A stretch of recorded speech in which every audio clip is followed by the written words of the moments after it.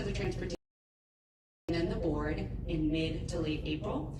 And if the board adopts our regional ATP call for projects, we will take that to the CTC for approval in June. And then if in the CTC will release our call for projects in July, we'll open up a 90-day application window for regional ATP projects, and applications will be September 30th. Shortly after, we will commence the evaluation period, which will be between fall and early spring. And then we anticipate by next March, we'll have funding recommendations back to the TC, and then those will go to the board if TC approves. And then if the board approves the projects, we take them back to the CTC for approval, and then those awardees enter into agreement with the California Transportation Commission. So there are 3 eligible project types for this grant opportunity. It's infrastructure, non-infrastructure, which are those educational and encouragement programs, and plans. Just a couple things to note: the CTC limits the amount of funding available to plans, and they cap it at 2% of the overall amount. So plan projects, they can only get 2% of that total award. And then CTC guidelines also require that the 3 project types compete all together. So there's no allocation of amount for a project type. So they're all going for the same pool. Okay, so this slide will be the meat of our presentation, the crux, if you will. Now I'll walk through how the state criteria is passed down to the regional competition criteria. And at the end of this slide, I'm going to pause and pose specific questions that we want your feedback on. So the statewide guidelines are on the left, table your feedback on. So the statewide guidelines are on the left table here, and they must generally be passed on in a regional competition. But MPOs may allow for supplemental guidelines or scoring criteria to address our regional priorities, which might differ from the statewide priorities.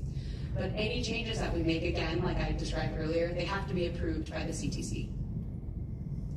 So just statewide criteria, because again, SADVAC doesn't enter into ATP agreements with the grantee. It's only the CTC that's doing that. They're concerned with past performance. They reimburse grant dollars, so this is not a pertinent criteria to our region, so thus it's not prioritized, it's not in our scoring criteria. Okay, so on the right is the statewide criteria that gets passed down to the regional call, and this is from last cycle. I want to underscore that this is from cycle 7.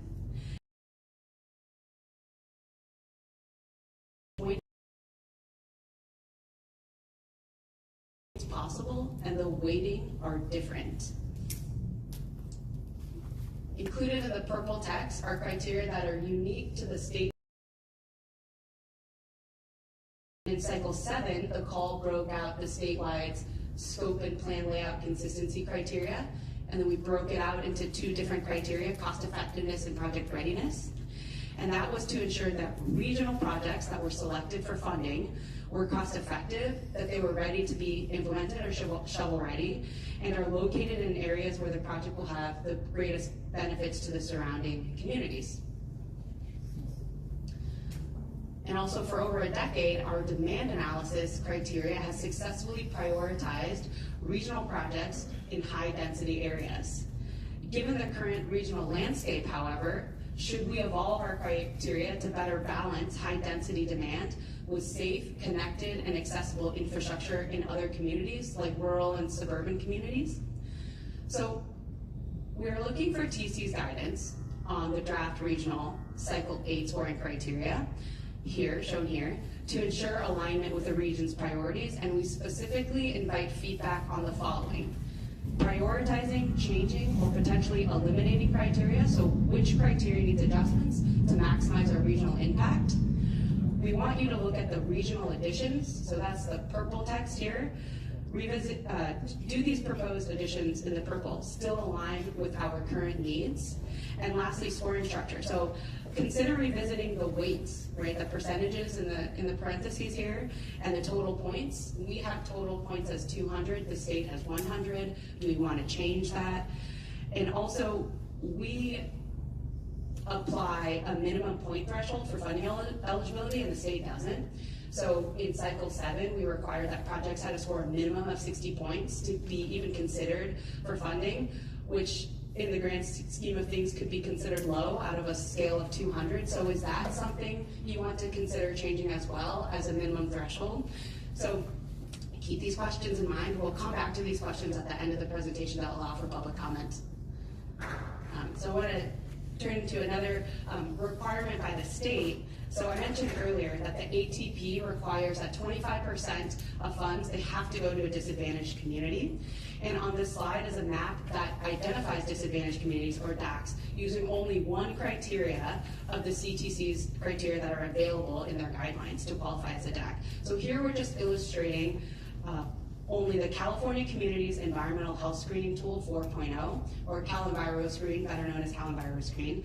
So statewide applicants are able to qualify as a disadvantaged community using other criteria, including median household income, national schools lunch program, healthy places index, and Native American tribal lands, which are not included here. So I'm just showing you here one methodology to identify a DAC. And all the projects that are selected, of the projects that are selected, 25% have to benefit these smaller groups of communities. Let me just jump in. So for the final call for projects, we'll produce a map that layers in the other disadvantaged. ATP awardees were selected. So the benefits to DACs was obviously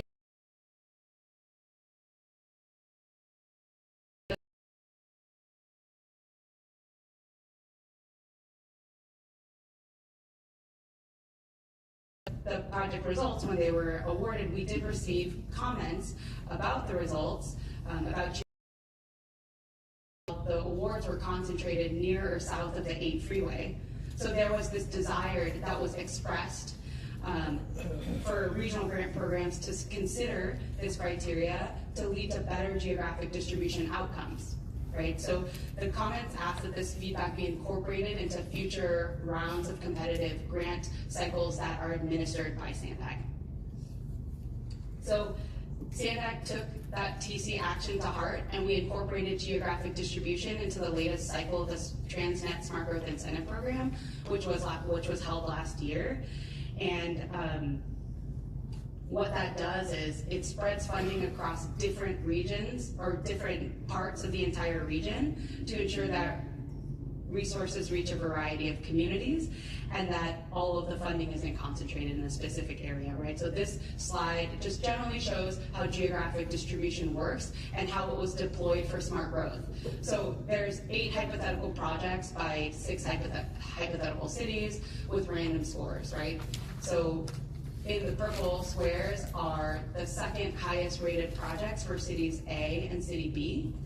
And if geographic distribution is a factor, these projects are skipped over because their first highly scored project was awarded, so that area was already funded.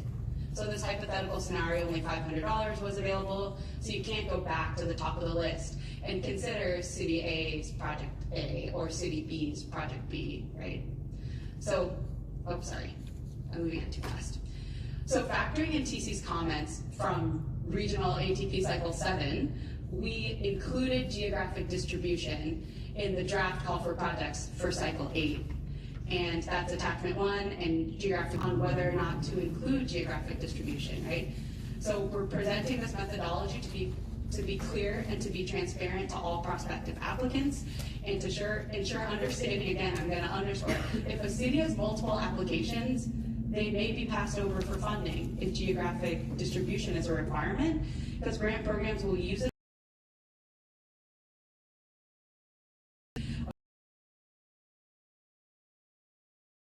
across a broader region like ours, and prioritizing a diversity of locations is done over projects from a single area, right? So while top scoring applications often win, generally in grant applications that don't have geographic distribution, this requirement means that highly scored projects may be passed over in favor of a community that might not have a grant yet. Okay. That concludes the presentation portion. We'll move into the discussion session, but I'm going to turn it over to Chair Zito to facilitate public comment and any questions that the committee has. Yeah, appreciate that. Let's go to public comment for this item. Thank you, Chair. Our first public commenter will be Jillian Quint, followed by allegedly Audra. Hello, Chair Zito and members of the committee. I'm Jillian Quint, representing the San Diego River Park Foundation. We appreciate both the Transportation and Executive Committee's recent discussion regarding prioritization of the West Valley DP call for projects. I recommend you prioritize closing critical gaps in our regional trail network and explicitly weigh regional projects that can provide the multi-benefits of enhanced regional connectivity and ecological gateways and coastal access. So the West Valley River Crossing, for example, is a vital artery of the I-8 Kumeyaay Corridor CMCP, transforms a high pollution vehicle heavy corridor into a functional bikeway and east-west connector to the coast. The return on the investment for this type of project is arguably as high and transformative as any other segment. By bridging this single gap, you are not just building a bridge, you're activating a decade of EAP investment and suddenly connecting 10 plus miles of existing trail from stadium to the sea. This project is a high leverage environmental asset. It serves as an ecological gateway that integrates habitat protection and quiet recreation. I'll just say that we recently audited this gap with about 32 community volunteer riders, and to put it simply, the ride was really intense. Our assessment confirmed that for the average resident, this isn't just a gap, it's a major barrier. Bridging it is a matter of environmental justice for historically marginalized communities, Linda Vista and Midway Pacific highway communities. With the I-8 corridor population set to triple, we urge you to use this regional ATP cycle to prioritize these vital links that provide both regional connectivity while providing multi-benefits as ecological gateways and coastal assets. Thank you, and thank you to the SANDAG staff for your work. I think your next speaker will be allegedly Audra, followed by Mark. It is so hard to listen to propaganda updates. Why don't we just give out hamster wheels since we're on a road to nowhere? That's right, we're already on one. It is so negligent what you guys are doing. And just to look at your goals, you want to increase walking and biking, obviously, right? And then you're also educating and encouraging people, meaning indoctrinating them to believe that the reason why you want them to walk and bike is to save the planet, which you're never going to do. But you are talking about enhancing public health, including the reduction of childhood obesity. Right? Why are we always using children as a means to do super nefarious things? Because all I see is money whores doing anything for money, getting into programs and stuff which are so dangerous. If you don't jump through this hoop,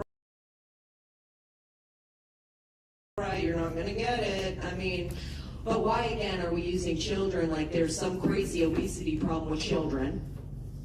And this is actually going to stop that. Do you have any data on like how many children are obese in San Diego and how many are actually using your active transportation or biking if they're obese? But you guys always do stuff under the guise of something that is going to protect us. And it's like, if you want people to be outside walking and biking, don't you think the air that's toxic around us, that should be a problem, right? I mean, you're concerned about what's emitting from cars, but you don't care what's falling onto us from the sky. Knowing that that's taking place, and then the fact that you're using children when there's actually a child trafficking issue, and people like Scott Wiener having sex with children, but obesity, to use that and use them as a reason to think that Your time has expired. And Our nefarious. next speaker will be the person with phone number ending in 1415. You can go ahead. I'm supposed to be speaking. I'm so sorry, Mark. Mark will be next, and then we'll go to the online commenter. My apologies. Thank you. Mark, so first of all, I don't think you have to worry too much about funding because you can always just tax the hell out of the people, unless, of course, they do something like the French Revolution. But unfortunately, well, maybe you should be a little concerned because the state will force you to do these agendas no matter how much the people hate you. You'll just be mandated to do it like you are now.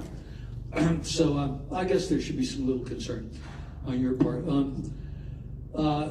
I don't understand. Now, the trolley lines, a lot of this was about the trolley lines. Oh, by the way, with your funding, I'm a specialist analyzing this. It's no wonder that sadly, very little of the money or gets down to helping the people. It's that way with housing, in fact, which now is mixed with the money for transportation. So 10% of the people who apply for the last 15 years have gotten low-income housing or any help with that. So what I also don't understand is why you're not using gravity. I mean, it's free, and I've seen videos on crystals being lifted, and I mean, the trolley systems that we've been building. I mentioned this like over a year ago, and I'm not even an engineer, but it's pretty obvious to me that you could use a steep grade and use gravity to your advantage with these trolley systems. Concerned with the way that you're going to fund this, because as usual, I'm pretty certain that there's going to be investors and global corporations investing, making tons of money, and bankers with interest rates, and we're going to pay 2 or 3 times as much as it would cost if it just came out of our taxes, which is going to come out of our taxes anyway, just cost more. It's all such a scam. Thank And you. it's based Our on final speaker will be the person with the phone number ending in 1415. You can go ahead. climate change. Okay, you can call my phone, the call was off. Anyway, okay, thank you. So, the payment, definitely, listening to the whole community, see what's the deal, there's no one to improving disadvantaged communities in our. Stop her and All of them receiving any kind of funding. Due to like that, Stop her and it's correct gonna your be tone. like, it's this man who, I don't know, that's the world to fall apart in 5 years. Like, are you kidding? Like, the world's already gone to shit, dude. Like, for real, it's not that, Vivian Lorenzo, you live in it. We're shitty, not for nothing, and you represent that demographic, and it's like, just listening to you guys, it's like, where are you, what algorithm are you on? What frequency are you on? Like, where are you living? Like, you guys gotta get your heads out of the clouds. It's infuriating, because it's only like the same people that chime in to listen to this bullshit, and it's like, oh my gosh. I mean, Jesus, if I didn't have a drinking problem before, I sure got one now. It's just like so infuriating that people, it's frustrating. People don't get it. People don't get what you're doing. You don't work for the people. Not working for our advantage. You're working to keep the people suppressed. You're not gonna heighten these disadvantaged communities because you won't get anything out of them. Come on, seriously.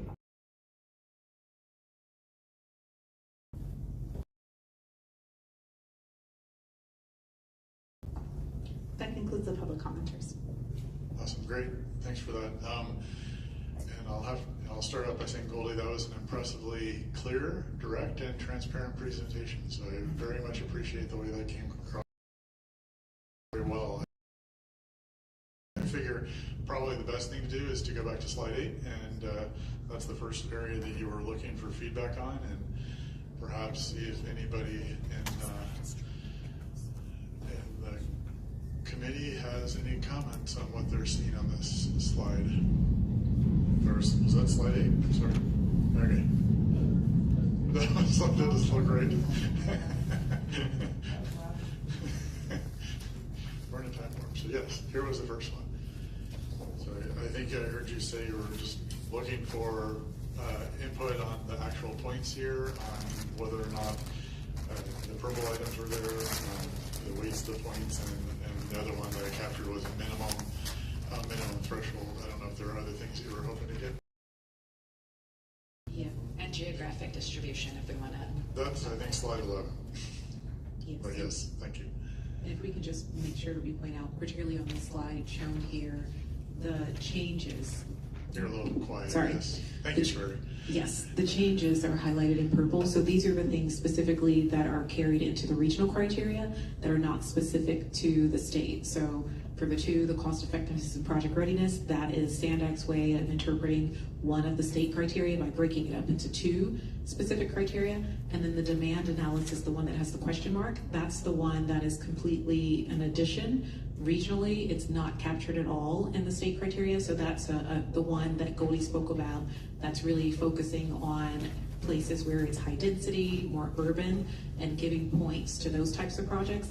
Not so much projects that are rural or suburban, they would not score well under that particular demand analysis. So that's the kind of feedback we're wanting to make sure. Do you want to continue to carry that one forward? Do you want to continue to see that the breakdown between the two, and as Goldie said, the points and weighting between them all? Anybody want to start with input? Yeah, go ahead. I just had a quick question before providing input. For what percentage the project has been planned out? Yes. Okay, just curious. Thank you. Anybody else want to jump in at this point? Yes. Speaking of, as one who lives in the eastern part of the county, the geographical is very welcome. It's hard to get density out in Valley Center or Ramona or some of the other eastern places, and having that as a criteria with a little more weight would be useful.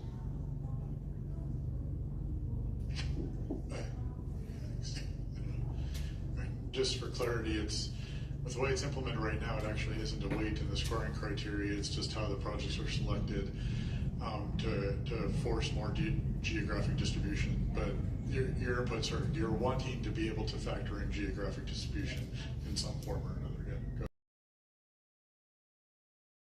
Would not have the demand analysis as part of the criteria then, because that's what favors the more urban areas where there's a lot of density. Yeah, geography over demand. Okay, yes, Mayor Sanchez. Thank you. Yes, we did talk a lot on the Transportation Committee about trying to bring in more equity, because most of the projects were going south of the 8 and not really reaching other areas at all. So that was when we were starting to talk about geographic equity, and we were able to do the last grants to include geographic equity, and that included every single city. And I think we were all really happy about that.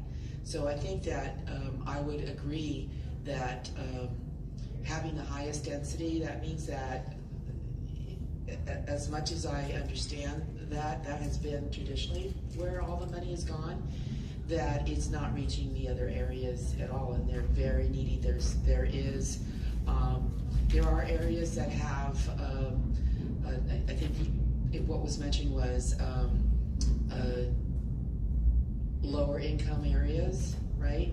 We have those pockets everywhere in the county, but they're not being captured because of demand analysis. So I definitely would want to continue to use what we introduced in the last year or two, the idea of geographic equity.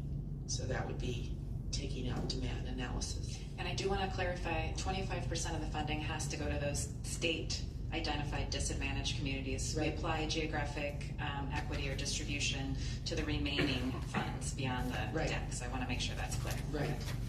But that is also a criteria as we move forward on the 75%. And that's a good clarification. We may actually, I'll stop at this point to actually, how does that work? I mean, because we basically end up with one ranked scored list at the end, correct? Clearly 25% has to go to the disadvantaged communities, but you still have a ranked scored list. So if you're going down the list, you can counter one that is disadvantaged, one that isn't disadvantaged. How does that work in the context of geographic distribution? We prioritize ensuring that 25% is met. So in other words, we would have to fund the So you go projects. through the list once, do geographic distribution. I mean, you go through the list once, do equity list, and do geographic distribution on that. Is that correct? And of course, the challenge with that is you could end up with all of the equity being in one spot in the entire county as well, right? Okay. Okay, so that's never, no, unless it's my method, but just kidding. No, that's what everybody's perfect method is, their method. But anyway, so yes. I think the Park Commissioner, you were at the end first, yes. I believe.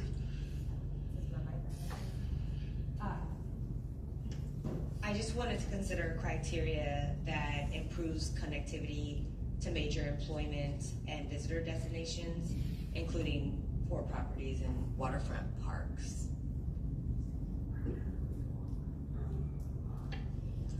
Okay, that was your addition. Yeah, Sorry, thanks for the input. I think that was a question. Just as I appreciate that. I think that's, in my mind, that's sort of a way to say that you're in favor of demand analysis, because it seems like that's what, to some degree, demand analysis is about.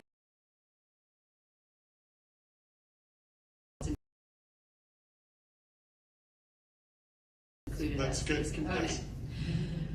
To calculate demand analysis, you factor into contributing to the score the intersection density, right, urban core, and then vehicle ownership and activity centers, or like higher resource areas, which is what Ms. Moore is talking about. So it factors in a lot of things. We can weight demand analysis and tease it out, keep the amenities component in there, or the higher. I'd like to keep in considering demand analysis, but I think that's sorry. I think Councilmember Mendoza was first. I think the criteria of leveraging matching funds is really an important one to keep in there, and maybe even give some more points to. And I really like seeing the use of California Conservation Corps, because that's another way of leveraging. It's not money. For instance, we had a community garden, we have a beautiful community garden in Lemon Grove that my husband and his friend, both of them were in their late 70s when they started this, and they couldn't do a lot of the heavy work, so they contacted the California Conservation Corps, and it was just amazing the work that these young people they built everything with these two older guys telling them where to put it and how to do it and how to put up a fence. I think they learned more on the project, so I really like seeing that being included as well. with that said, I just want to follow up. For match, there is no match requirement for the state, but you can get points, and also we can increase that match points and weighting if that's important to our region. And same goes for use of California Corps. It's required, but we can increase the points and increase the weight if that's important to you all as well. Councilmember Joyce. Not to make it too overly complicated, but I think demand analysis represents important questions in what we're talking about, but density in North County is not the same as density in South County. And so if we were able to localize, density points for a dense part of Oceanside, we do still want to prioritize.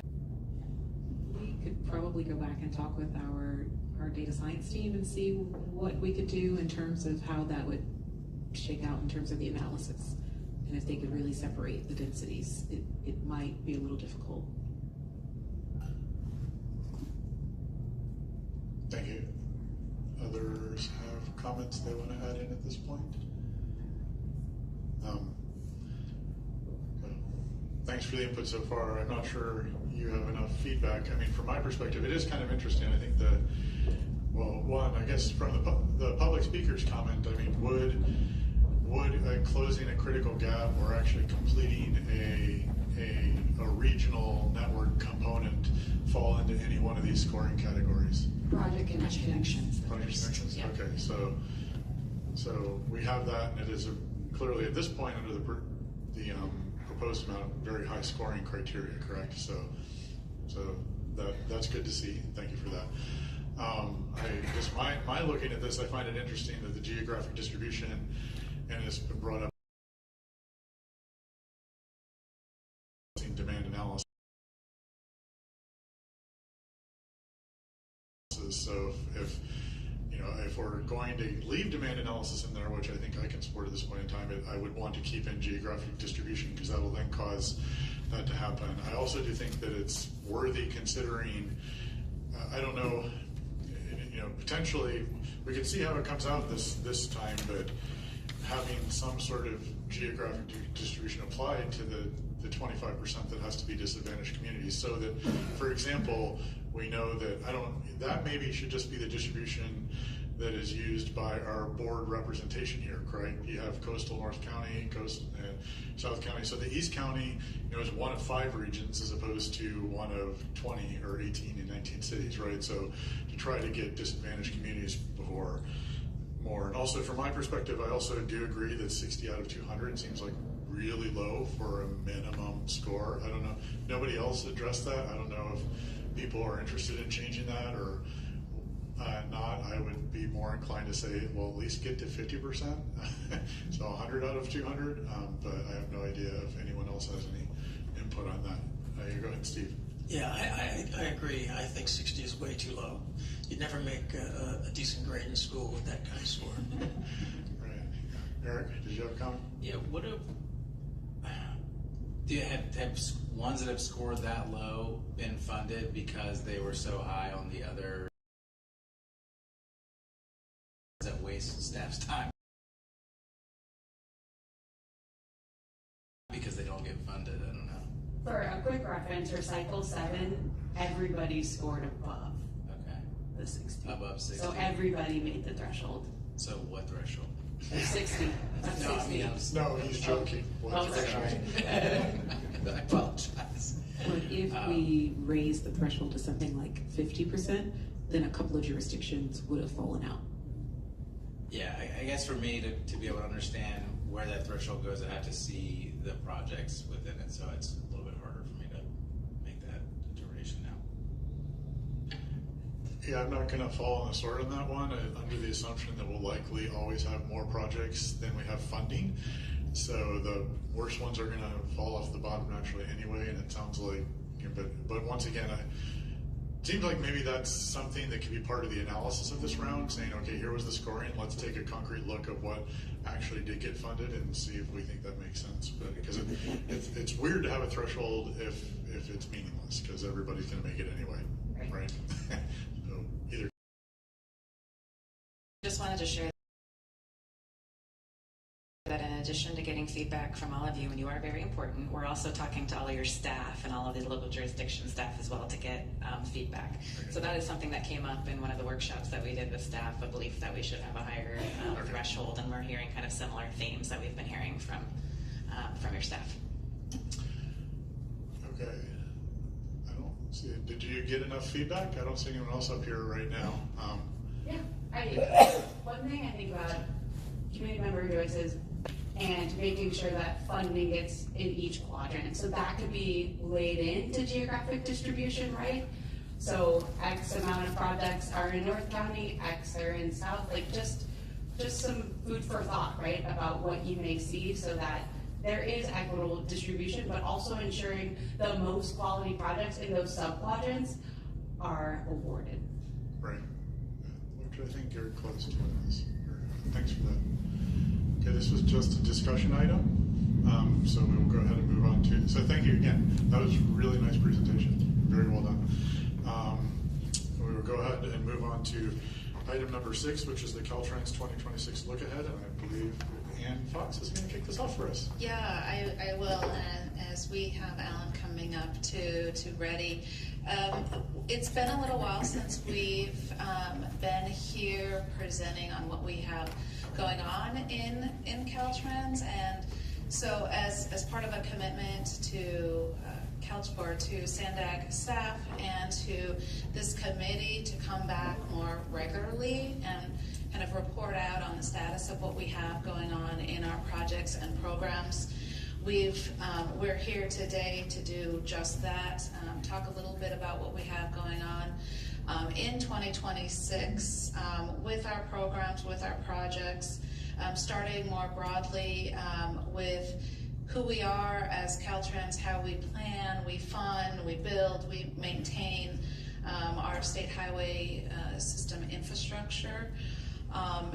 We'll go through also and highlight several projects we're working on, several of those that we're partnering with amongst the representatives on this committee.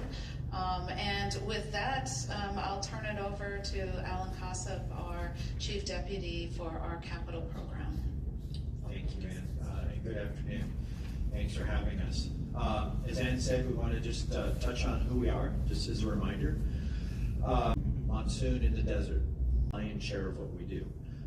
We deliver projects as well, but we're also we're planning the future in connection with the MPOs throughout the state. And we're developing policy so that folks can go from one end of the state to the other end of the state in a seamless manner, in a recognizable manner as our customer. So those are big key responsibilities for us. Sort of a nuanced responsibility delegated by the federal government that we're the stewards of federal funds that are passed through to MPOs and local agencies. And what that means as a steward, right, we have a policy compliance or a process compliance role, but we're also there to support everyone, right? Support the cities and support the MPOs and put that money to work in a timely manner. So we're really a technical resource for everyone as well. If we drill down a little bit closer into District 11, there are 1,300 of us in District 11, right? We have San Diego and Imperial County. We have 1,100 lane miles or centerline miles in those two counties. And we had a lot of uniqueness, right? District 11 is very unique. Hopefully one of the ways that we're unique is we have a great relationship with our MPO. We appreciate that. We've had this relationship for many years. And we take pride in that relationship. But we also have uniqueness in terms of our border elements, geography and topography. So we like to think that we're actually the best district in the state, and we take pride in that as well. Just looking at some of the planning level efforts that are going on in the district. We're working with SANDAG and all of the Southern California MPOs, looking at the Low-Sand corridor and making sure that's a sustainable corridor, it's a reliable corridor. We're a funding partner in that corridor. And an example of us being a funding partner, stakeholder in Nevada Keys double track. In fact, my team is out there right now building that. There was state investment in that. We have state investment in projects like Otay Mesa East and Penasquitos double track and seasonal platform. So, a lot of different places that maybe you don't think of Caltrans. On the planning front, this summer we'll be updating the California-Baja border master plan. This guides the United States, Mexico, and California transportation investments and priorities over the next 4 years. And then we take that plan and we jump into the California-Baja rail study, which does something similar for the rail priorities for the next 4 years. So moving into projects, which everyone usually likes, that's the high point of inviting us usually. Talk about construction. We have in District 11 $1.5 billion of projects in construction between the two counties. That's roughly about 40 projects. So we're a lot of different places. We appreciate your patience with us. This actually shows a full freeway closure that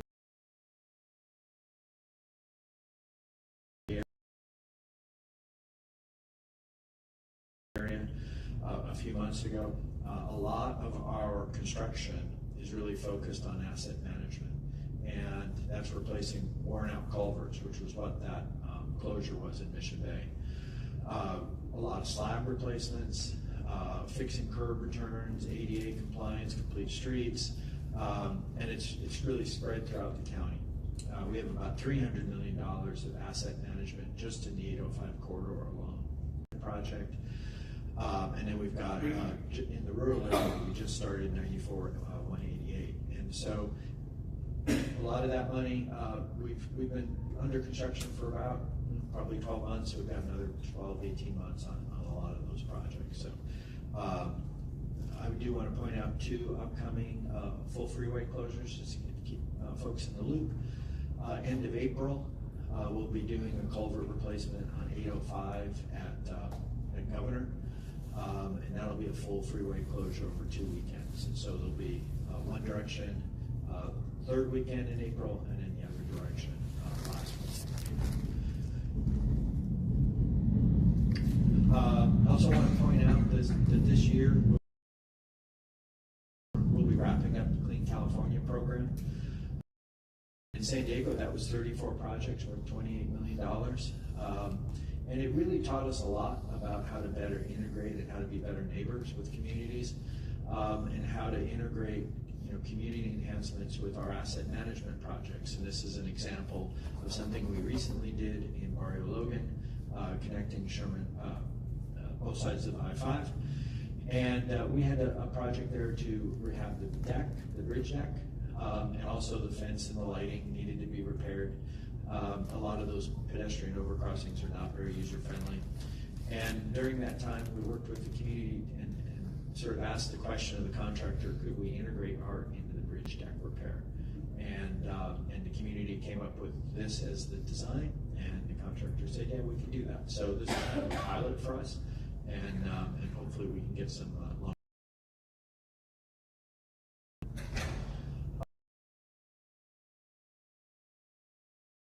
So now I'm going to sort of pivot and talk about projects that are under development. I think one of the strengths of the region and the Caltrans regional relationship is having a lot of phases. And I think Clint Peace had mentioned this morning about how that gives us flexibility, right? There's different grant funds that are going to come along. Some projects are good candidates for different types of grants, right? So it's helpful to have a diverse number of projects in your portfolio that you're moving along. And so I wanted to sort of touch on about a dozen projects scattered throughout San Diego. These are 2 projects that the state is funding, but they've been very important to the region. So we've had lots of conversations with everyone. The Suicide Deterrent Project at Coronado Bridge has been an idea probably 7 or 8 years in the making.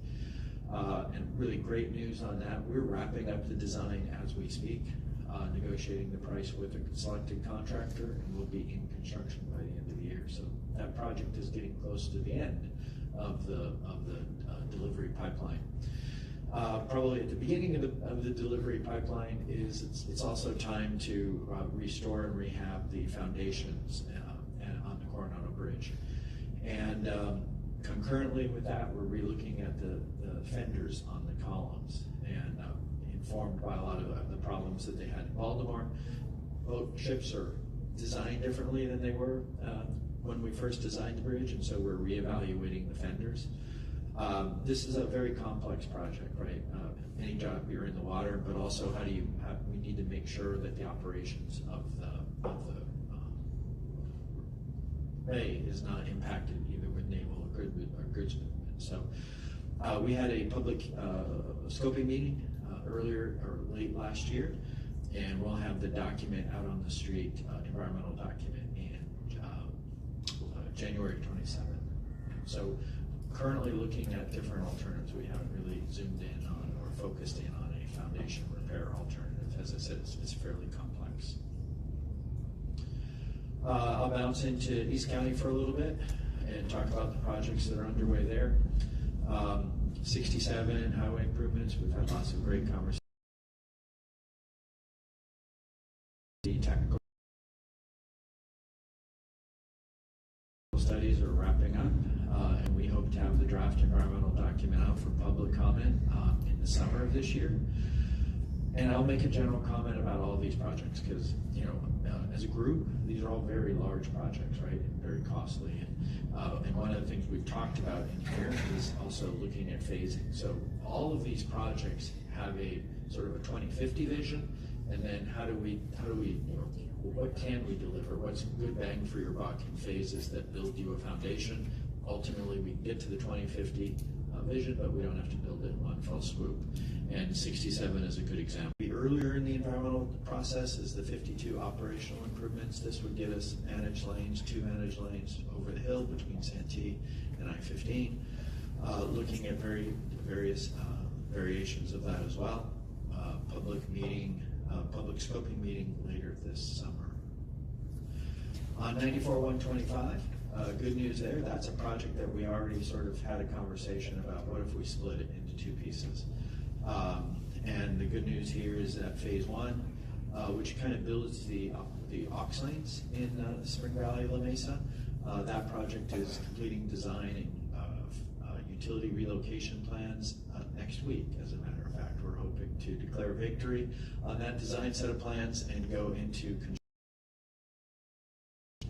phase 2. So if you're, for those of you who were here for the discussions in the past, originally we had it's a direct connector that's missing. The idea was to put a new direct connector as a tunnel. We had problems with groundwater there, and so the phase 2 will reevaluate making it a traditional bridge instead of a tunnel. So we need probably about 2 years to reevaluate that environmentally, and then the idea would be to be shovel ready by 2030 with phase 2. But phase 1 is fully funded, and as I said, we'll be out in construction later this year.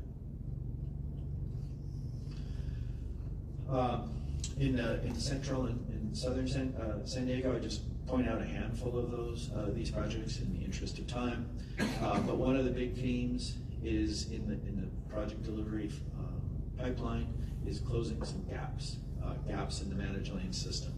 And 2, I want to highlight, one is 805, what we call 805 middle, which basically takes the managed lanes that we already have from Chula Vista to 94, and then we pick them up again at 52. Middle project would connect from 94 to 52. The big challenge with that job is the viaduct over 8. So that is another project that's fairly early in the process. 15 managed lanes is also getting started. The gap between the transit lanes in City Heights and where we pick up managed lanes in Tierra Santa area. And so that would include a direct access ramp to Claremont, and that project is beginning the environmental document as well. So these are all projects you invested through your TIP, and now you're just, we're up and running.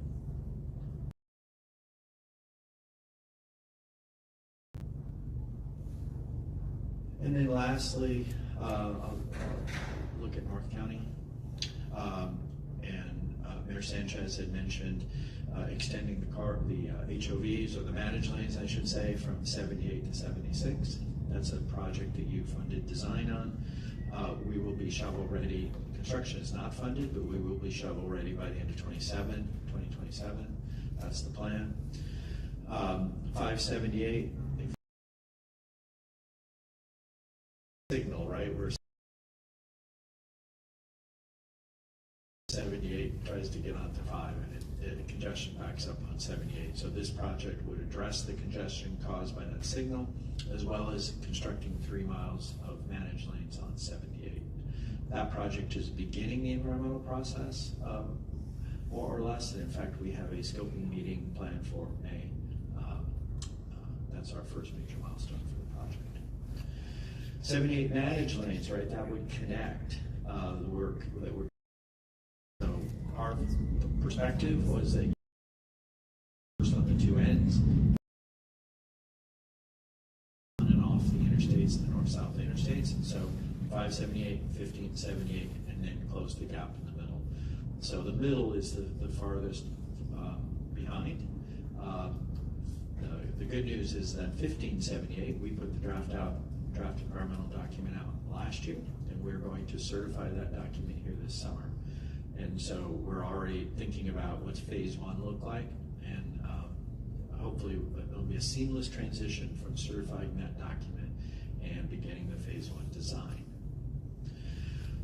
So, you know, and I know time was short, that's a lot to take on, but those are probably what I think are the highest priority projects, but I'll leave it open to questions. Highest priority on the state highway, I should say. Yeah, great. Thank you, Alan. Francesca, do we have any public comment? Thank you, Chair. We do. First will be allegedly Audra, followed by Mark.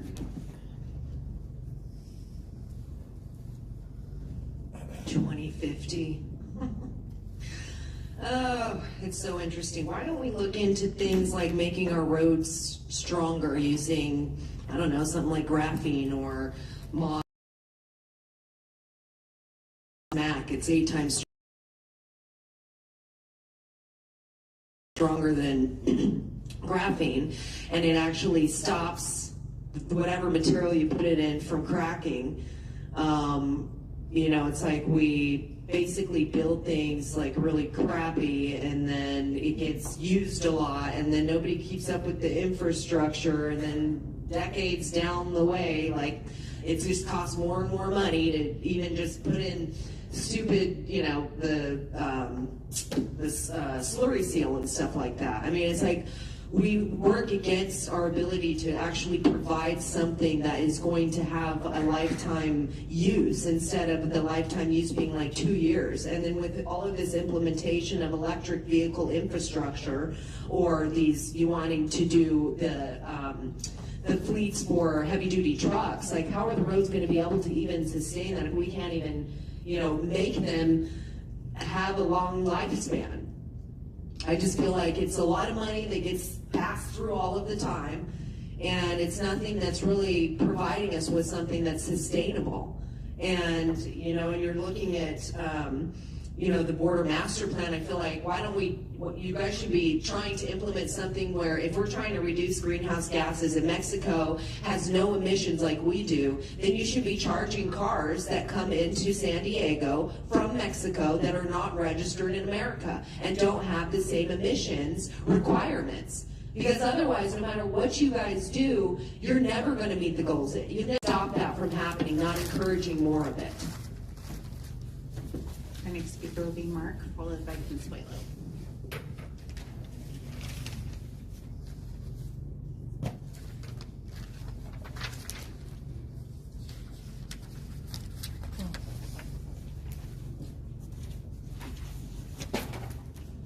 Well, the one thing that is true, that it's a good idea to build houses near the transit hubs.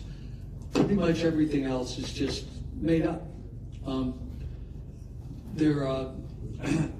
the videos, what's really disturbing is most people do not realize, I'm going to get really right back on topic here, that there are banks, bank loans, and global corporations that are paying for these projects. I mean, this is not just coming out of tax dollars. That's what most people think, and it used to be that way. It should be that way. Instead, I mean, what if you wanted to build a driveway? You wanted to contract me to build your driveway, to lay it with some concrete. And instead, and you gave me enough money to do it, but I went and took out a bank. So, yeah, a lot of these projects would be great. I know where you're talking about with the backup on the 78 to the 5. Sure, it'd be great if there was just a, I don't know why that's even so hard to do. Hell, why didn't you do that years ago? And it doesn't seem like it would take a lot of planning.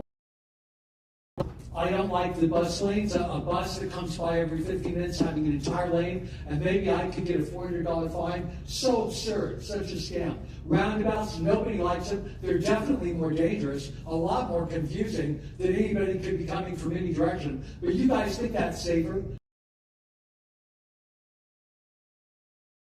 Speaker on this item will be Consuelo. You can go ahead.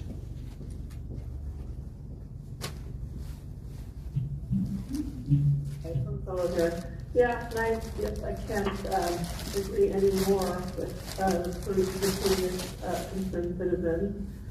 It's just very sad that the majority of our counties have no idea of the plans that were just spoken about. It's, you know, I mean, again, it's unfortunate.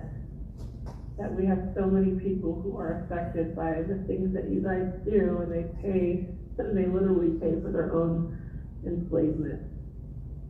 And that's not being melodramatic, it's for real. Anyways, yep, that's all I got. I hope this is the last item, is it? I got a bar I gotta get to. It's for quorum, so if you need to go. It's okay. Anyway, actually, the answer to the question, that was the last item, but do we have any committee member comments on the topic or questions for Alan? I'm sure Great Mary's presentation, anxious. Alan. Thank you. Yeah. I appreciate the information. Anybody? Nope. Downside about being last on Friday afternoon, I guess. Not quite the same debate going on. So thank you, Alan. Appreciate the presentation. Good information to have. That is the last agenda item. We have our next transportation committee at 9 a.m. back to our 9 a.m. time. Looking forward to see you all there, and everyone have a great weekend. We're adjourned. Have a good weekend. Does it go both ways, or do I have to go in?